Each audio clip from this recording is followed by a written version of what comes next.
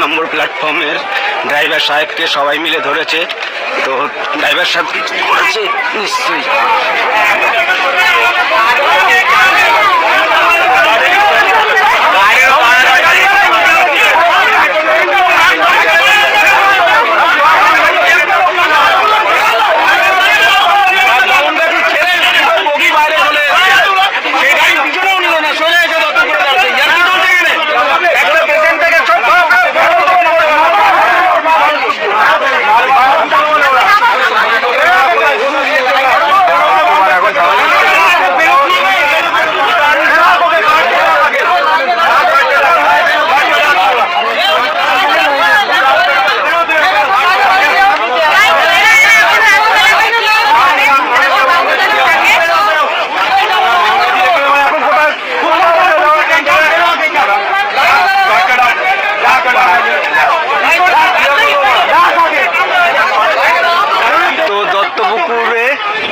তো এই যে ড্রাইভার সাহেবটা ছিল, এই ড্রাইভার সাহেব বামুনগাছিতে দাঁড়ায়নি।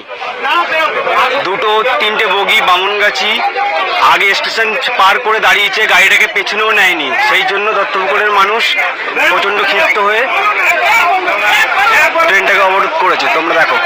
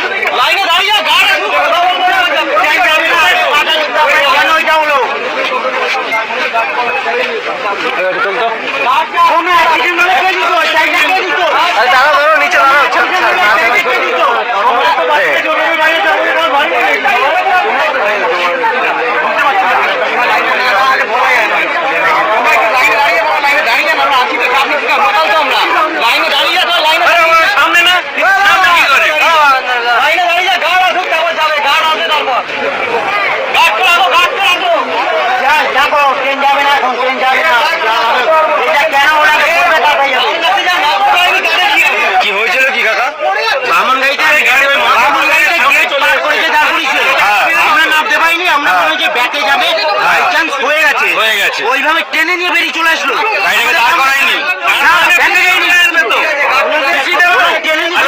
বাড়ি বামুনগাছি। আমরা কেন আমরা তো বাংলায় না, আমরা ফার্স্ট গেটের মধ্যে রয়েছিলাম, ফার্স্ট বগি ফার্স্ট গেটে দাঁড়িয়ে রয়েছি। কমসে কম দাঁড়াবে তো, বা ব্যাকে যাবে বা কিছু, আধ ঘন্টা লেট হোক 1 ঘন্টা লেট হোক, কেন টেনে নিয়ে চলে আসলো? কোনো পেশেন্ট আসবে বা কিছু, কি হতো? এটা কোনো গুরুত্বই দিল না।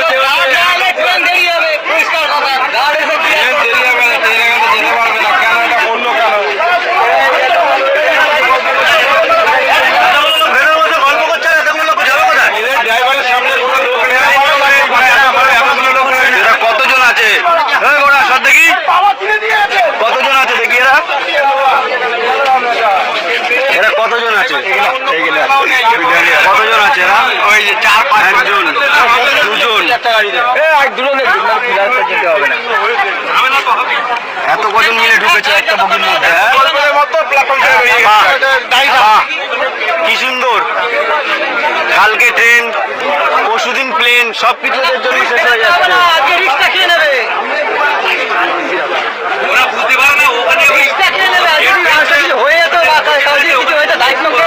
গাড়ি যাবে না আগে, রাস্তার মধ্যে গেট পার হয়ে যাচ্ছে, গাড়ি তখন ভাড়া দিয়ে দিচ্ছে। ড্রাইভার ওখান থেকে সিগন্যাল দিয়ে দিচ্ছে ছেড়ে দেওয়ার জন্য, তাহলে আগে তাহলে বিয়ে করলো কেন? তাহলে বাউন্ডারি প্রচুর লোক, গল্প করতে করতে ব্রেক মারতে ভুলে গেছে, বুঝলি তো ভাই?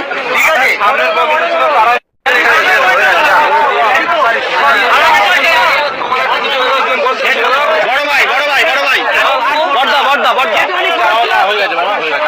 যদি তোমার শিক্ষা থাকে তুমি আর কোনোদিন এরকম কাজ করবে না, বলে দিলাম। এতগুলো মানুষ তোমার জন্য হতাশা হয়ে গেছে, বলে দিচ্ছি।